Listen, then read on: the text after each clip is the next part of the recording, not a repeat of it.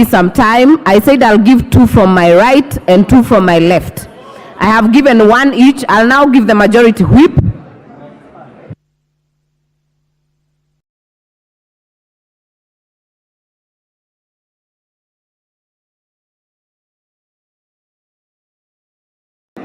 Thank you very much, Honorable Speaker. Honorable Speaker, I think it's important for us not to engage ourselves in populism politics when we are discussing very, very serious matters. We all live in this country, Honorable Speaker. NG-CDF has been in existence for over 20 years. Yeah, for about 20 years, Honorable Speaker. Devolution in this country came into place in 2013. But you can hardly show what devolution or county governments have done compared to what NG-CDF does. Honorable Speaker, it's important for us to also to be very factual. Some of these governors that we are defending so much, that we are or county governments that we are defending to have a lot of money, cannot even spend the amount, cannot even spend the entire amount whenever they get it.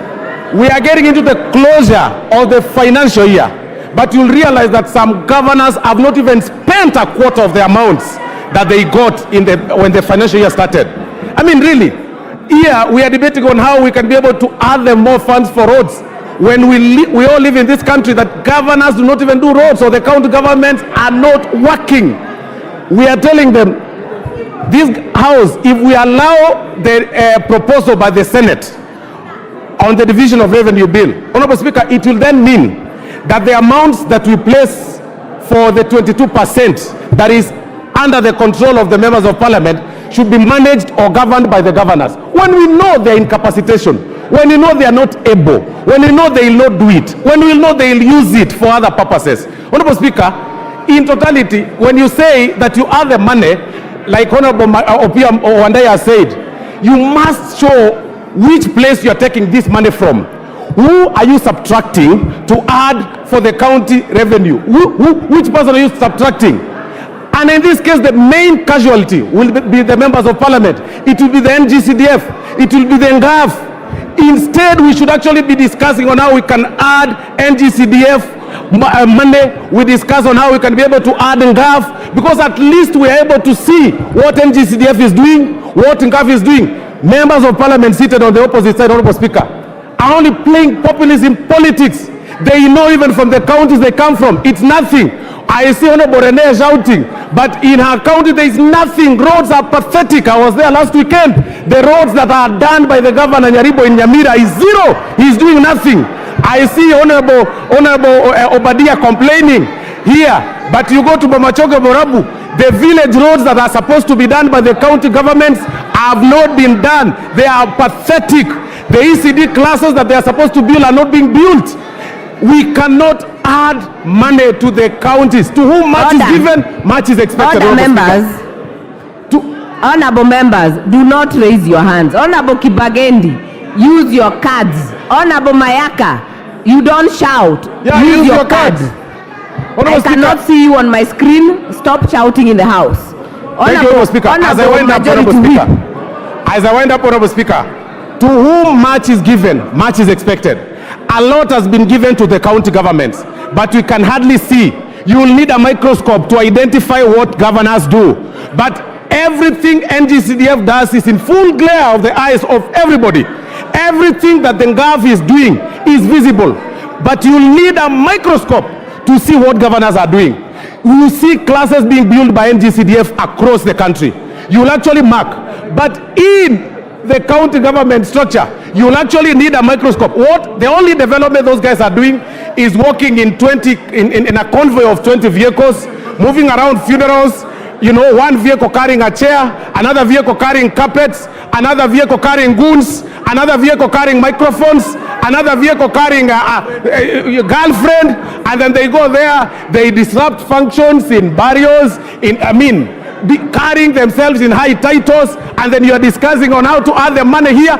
Governors should be subtracted money, not being added. And that subtraction should come to NG-CDF and NGAF. And for that reason, Honorable Speaker, we reject the proposal by the Senate on the division of revenue bill. Thank you, Honorable Speaker. Thank you. Okay, honorable members, I will then give the member for Migori, Honorable Fatuma. Thank you, Madam Speaker. I rise to support this because I come from Migori County. I also have a governor called Ochilo Ayako who is working. Honorable Osoro, Mr. Speaker, Madam Speaker, Honorable Osoro has a personal problem with Simbarati. I can give you guidelines on fighting him, but saying that county's money was going to kindly be a man. Stop being a woman in a market. Honorable Osoro is interfering with me. Honorable Osoro, I can tell you 100 times that you are shouting and your misbehavior cannot remove Simbarati from his position. He is the governor, and please give Simbarati time to work. All you do is fight and plan to kill him. That will not remove him from the seat. Madam Speaker, there's too much noise, I can't contribute. Madam Speaker. Yes. Madam Speaker, I support this. Madam Chair,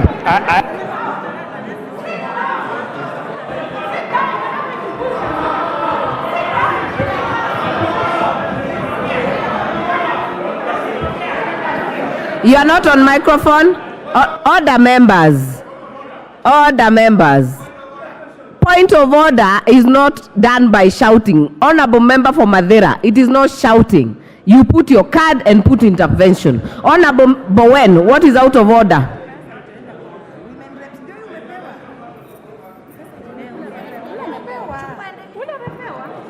thank you, Madam Chair. Madam Chair, the debate before us, Madam Chair, is about division of revenue bill. But it is not about, I had the honorable member for Migori. It's not about Simbarati and Osoro. Osoro specified.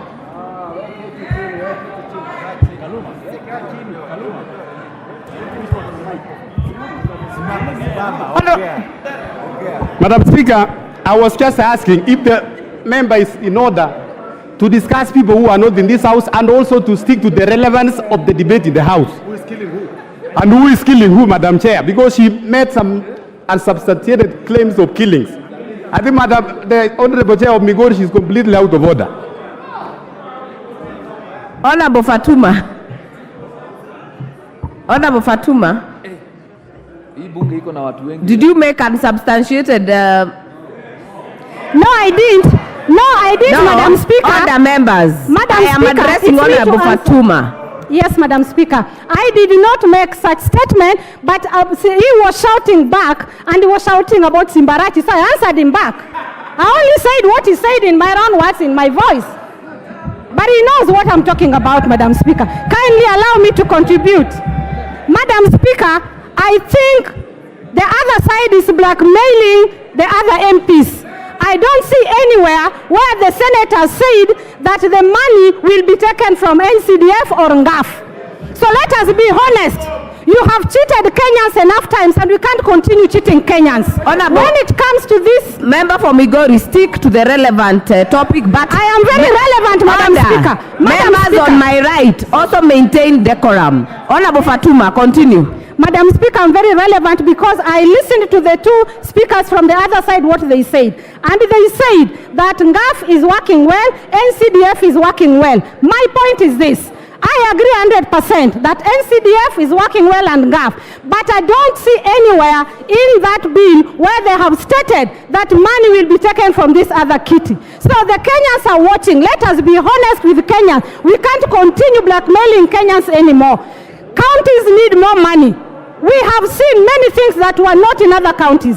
Madam Speaker, I would like to bring to this house that not everybody voted for this government. And we are known that a government that you never voted for always do not give you development. It is only the county government that comes to our rescue, especially the minority. So we cannot blackmail here and talk of NG-CDF. Look at Honorable Osoro. When I talk of those statements like killing because of his behavior, he behaved so badly. Like a first time who never even went to school. We went to school, let us behave like people went to school. Arati will win whether you like it or not. Madam Speaker,